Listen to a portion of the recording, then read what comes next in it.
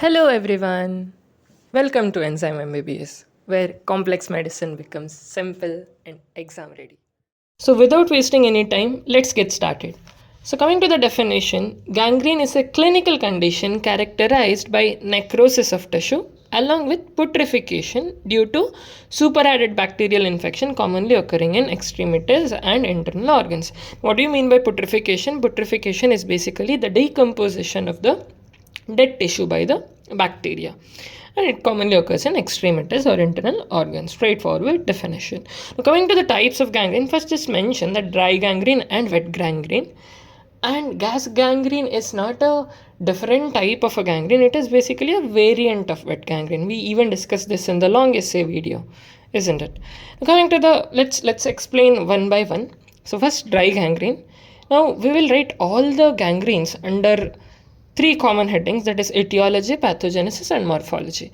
Coming to the etiology of dry gangrene, so it is caused by chronic ischemia without any infection. Okay, so this is common in one is diabetes mellitus and atherosclerosis and Berger disease.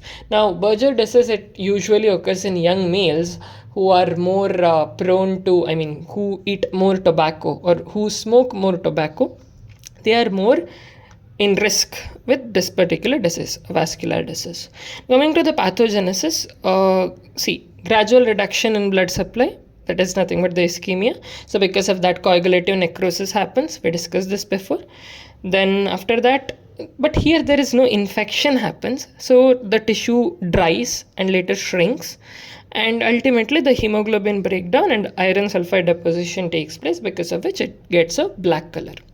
Coming to the morphology, it basically, again, gross and microscopy. Coming to the gross, the affected part is basically dry, shrunken, black or dark brown and mummified. And there is a clear line of demarcation is seen between gangrenous and adjacent normal area. And this is one of the very characteristic feature of dry gangrene. This is not seen in wet gangrene. And here tissue becomes hard and leathery. Coming to the microscopy, this is nothing but, it is pretty similar to the coagulative necrosis microscopy that we discussed in the long essay video. Here also you can see that preservation of tissue architecture, which we basically called as tombstones, and there is loss of nuclei. And line of demarcation consists of granulation tissue with inflammatory cells. Now coming to the sites, it is usually involves distal part of limb.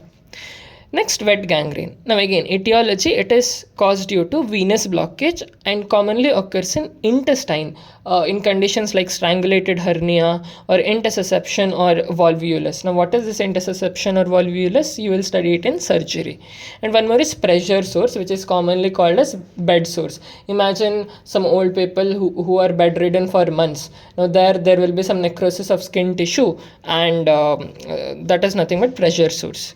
Coming to the pathogenesis. Now pathogenesis, again here ischemia, and due to ischemia necrosis happens, and then the venous congestion and edema takes place, and then bacterial enzyme cause liquefactive necrosis and putrefaction. What is putrefaction? Just before I explain, it is basically decomposition of dead tissues by the bacteria. Coming to the morphology, gross affected part is swollen, soft, cold, putrid and black or dark. And here there is no clear line of demarcation. In microscopy, obviously it is liquefactive necrosis, and therefore we can see dense infiltration by the neutrophils, and you can also see some bacterial colonies presence in few slides.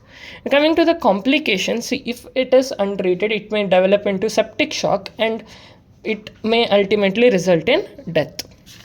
The next thing is gas gangrene. It is nothing but a variant of wet gangrene.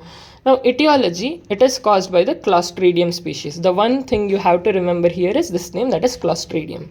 So it occurs in deep penetrating wounds, compound fractures and post-surgical wounds with poor oxygenation.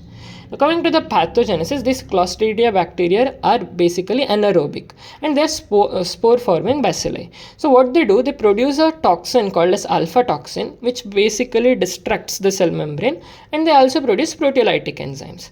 And they also do the fermentation of carbohydrates, because of which a gas is produced. So thereby the name gas gangrene. So this will lead to the muscle necrosis and severe toxemia. Coming to the morphology, the gross part, affected part shows swelling, pale or bronze discoloration and blood stain discharge. And here crepitus is felt due to gas bubbles. What is crepitus? It is a sense of palpation in the tissues. It's like that gas bubbles goes and hit the tissues, so you can feel a sense of palpation in those tissues. And you can also find foul smell here. The microscopic part, it shows extensive myonecrosis. Myonecrosis is nothing but muscle necrosis, which we discussed in the pathogenesis. And you can see numerous gram-positive bacilli, that is clostridium, and gas bubbles is seen in tissue spaces.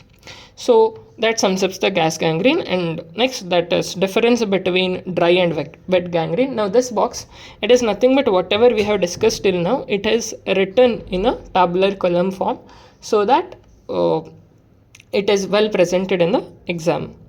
That's all. You just read this tabular column on your own. It will be a good revision for you. And that sums up the gangrene question which we had to deal today. So I hope the whole thing, the difference between dry, wet and gas gangrene is clear now, and you are good to go to write it in exam. So that's all for today. Keep supporting, keep commenting, and keep studying. Do well. All the best. Thank you.